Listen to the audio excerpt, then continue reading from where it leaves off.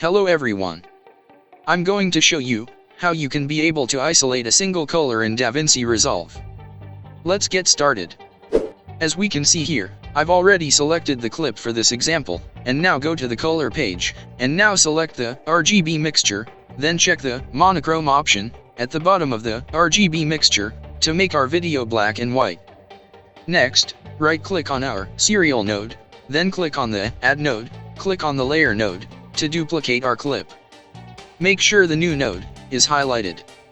Then click Qualifier and select the Picker tool.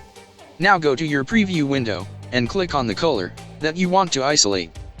And now if DaVinci Resolve misses isolating your color properly, we can just simply select the Picker tool with the plus mark and then click on the missing area, like this.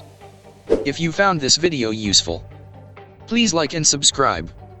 Happy editing!